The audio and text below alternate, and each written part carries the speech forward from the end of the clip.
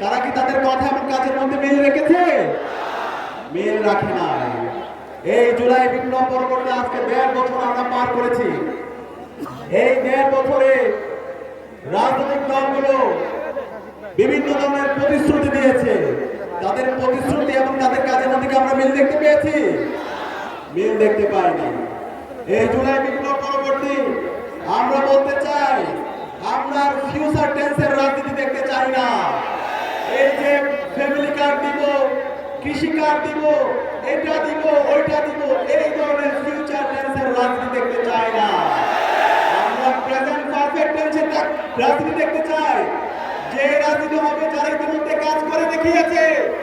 এই জুলাই বিপ্লব এবং গত 54 বছর ধরে বাংলাদেশের রাজনীতিতে যারা কথা এবং কাজের মধ্যে মিল রেখেছে, আমরা তাদেরকে প্রতিনিধি হিসেবে আমাদের আগামী সংসদে পাঠাবো।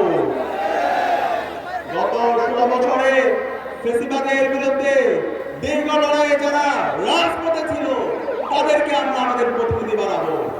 এবং জুলাই বিপ্লব পরে গত 1.5 বছরে যারা জনগণের পাশে ছিল, জনগণের ক্ষমতা জনগণের হাতে ফিরিয়ে দেওয়ার জন্য যারা রাজনীতি করেছে, আমরা তাদেরকে বেছে নেব।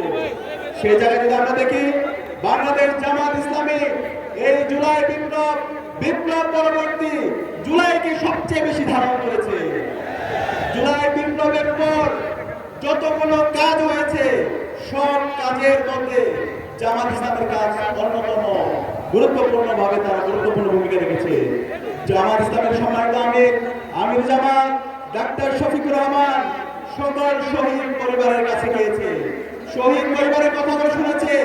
জুলাই বিপ্লবের মাধ্যমে যে তারুণ্য তৈরি হয়েছে, সেই তারুণ্যকে ক্ষমতায়ন করার জন্য তিনি রাত দিন এক করে কাজ করে যাচ্ছে।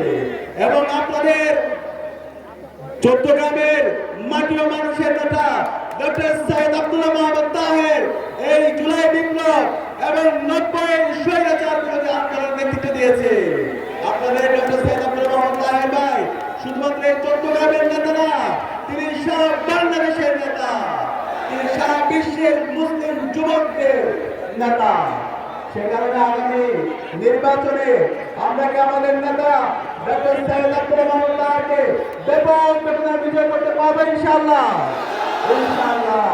আমরা একসাথে বলবো, তারুণ্যের প্রথম ভোট, তারুণ্যের প্রথম ভোট, তারুণ্যের প্রথম ভোট দাঁড়িপাল্লার পক্ষে হোক। ইনকিলাব জিন্দাবাদ। সংগ্রামী